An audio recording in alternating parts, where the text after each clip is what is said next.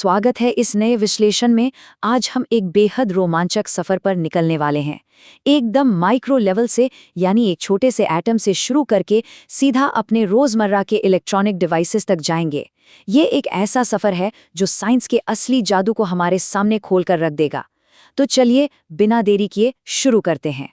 क्या कभी ये ख्याल आया है कि सिलिकॉन जैसे बिल्कुल साधारण से दिखने वाले पत्थर बिजली के बहाव को इतनी सटीकता से कैसे कंट्रोल कर लेते हैं?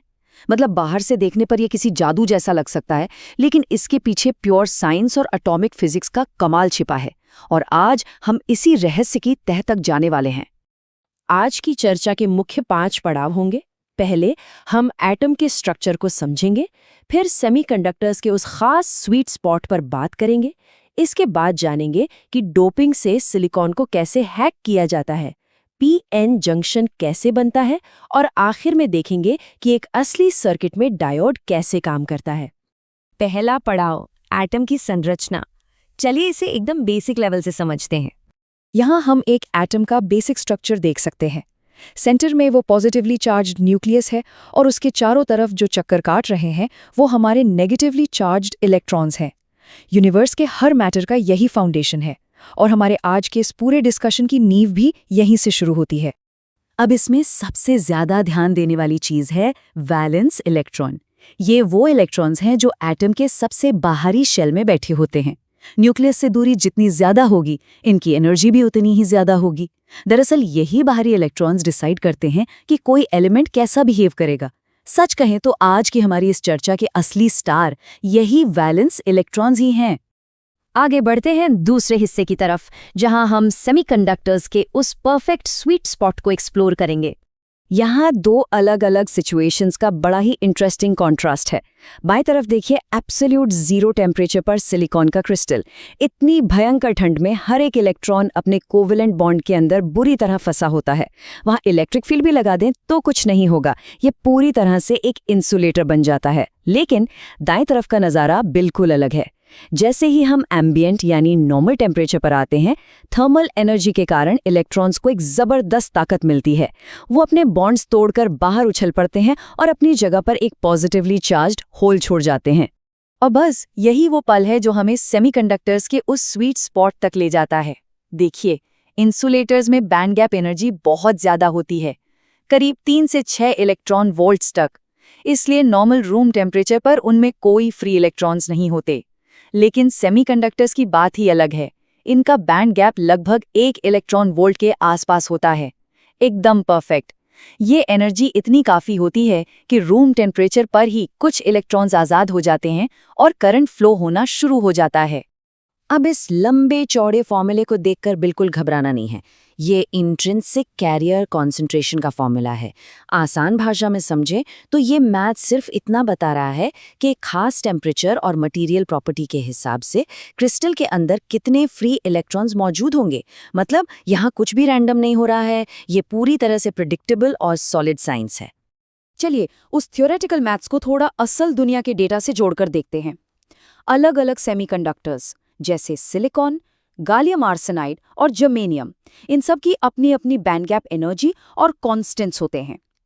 सिलिकॉन 1.1 इलेक्ट्रॉन वोल्ट पर काम करता है और यही वो खासियत है जो इसे इतना स्टेबल और आज की दुनिया में सबसे ज्यादा इस्तेमाल होने वाला मटेरियल बनाती है। अब यहाँ जो मूवमेंट हो रही है ना, वो इस पूरे कॉन्सेप्ट का सबसे माइंड ब्लोइंग हिस्सा है। करंट का फ्लो सिर्फ नेगेटिव इलेक्ट्रॉन्स के भागने से नहीं होता। जब कोई इलेक्ट्रॉन अपनी जगह से खिसकता है तो वो पीछे जो एक खाली पॉजिटिव होल बनाता है, वो होल भी उस क्रिस्टल लैटिस के अंदर बाकायदा मूव करता है। जैसे जैसे पड़ोस के इलेक्ट्रॉन्स उस खाली जगह को भरते जाते हैं, वो होल उल्टी दिशा में आगे बढ़ता जाता है ना जबरदस्त मैकेनिक्स? एक ही टाइम पर इलेक्ट्रॉन्स और होल्स दोनों का डांस चल रहा है। तीसरा पड़ाव, डोपिंग के जरिए सिलिकॉन को हैक करना। नेचुरली देखा जाए तो प्योर सिलिकॉन के अंदर इलेक्ट्रॉन्स और होल्स का बैलेंस बिल्कुल बराबर होता है। लेकिन डोपिंग वो तकनीक है जिससे हम इसमें जानबूझकर बेहद कंट्रोल तरीके से कुछ अशुद्धियां यानी इम्प्यूरिटीज मिलाते हैं। अगर हम ग्रुप 5 के एलिमेंट्स जैसे फास्फोरस मिला दें तो सिस्टम में एक्स्ट्रा नेगेटिव इलेक्ट्रॉन्स आ जाते हैं। इसे हम एन टाइप सेमीकंडक्टर कहते हैं। और अगर हम ग्रुप 3 का बोरॉन मिला दें तो वो इलेक्ट्रॉन्स को अपनी तरफ खींच लेता है, जिससे एक्स्ट्रा पॉजिटिव होल्स बन जाते हैं। इसे हम पी टाइप कहते हैं। इस डोप किए गए लैटिस पर नजर डालिए। वो जो बीच वाला एटम है ना, वो बोरॉन है। बोरॉन की खासियत ये है कि वो बड़ी आसानी से एक वैलेंस इलेक्ट्रॉन को एक्सेप्ट कर लेता है।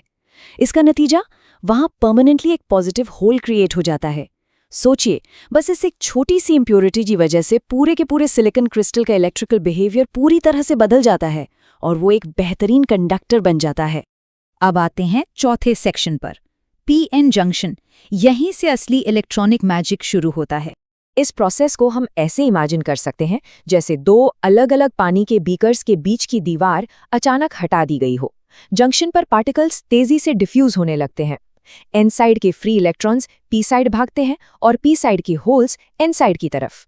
लेकिन जैसे ही वो इस बाउंड्री को पार करते हैं, वो अपने पीछे चार्ज्ड आयंस छोड़ जाते हैं और देखते ही देखते वहां एक डायपोल चार्ज लेयर बन जाती है। ये लेयर एक बिल्ट इन वोल्टेज पैदा करती है जो बिल्कुल एक अदृश्य दीवार की तरह काम करती है और पार्टिकल्स के इस फ्लो को हमेशा के लिए ब्लॉक कर देती है। और अब हमारा पांचवा और आखिरी पड़ाव, द डायोड इन एक्शन। तो यहाँ गेम में दो मेन सिचुएशंस आती हैं। बेसिकली डायोड सिर्फ एक ही डायरेक्शन में करंट को बहने की परमिशन देता है। जब रिवर्स बायस लगाया जाता है तो चार्ज कैरियर्स जंक्शन से दूर की तरफ खिंच जाते हैं। नतीजा, करंट लगभग 0 हो जाता है। लेकिन जैसे ही फॉरवर्ड बायस अप्लाई किया जाता है, ये उस बिल्ट इन वोल्टेज वाली अदृश्य दीवार को तोड़ देता है और अचानक से सर्किट में भर भर के करंट फ्लो होने लगता है। ये रहा एक एक्चुअल सर्किट जिसमें पीएन जंक्शन डायोड काम कर रहा है। जरा सोचिए, एटम्स के उस इनविजिबल लेवल से शुरुआत करके हमने एक ऐसा डिवाइस तैयार कर लिया है जो इलेक्ट्रिसिटी के लिए एकदम वन वे वॉल्व की तरह काम करता है। हमारे आज के एडवांस कंप्यूटर्स, स्मार्टफोन्स और पूरी की पूरी मॉडर्न टेक्नोलॉजी का वजूद इसी एक छोटे से जंक्शन पर टिका हुआ है।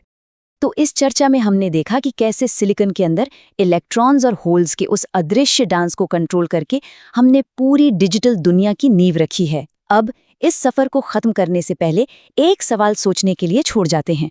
अगर इस माइक्रोस्कोपिक डांस को समझने भर से हम इतनी बड़ी क्रांति ला सकते हैं, तो सोचिए जब हम मटेरियल साइंस के अगले माइक्रोस्कोपिक फ्रंटियर को पार करेंगे तो भविष्य में कौन सी बिल्कुल नई और अकाल्पनिक तकनीकों के दरवाजे खुलेंगे। आज के इस विश्लेषण में साथ जुड़ने के लिए बहुत बहुत धन्यवाद।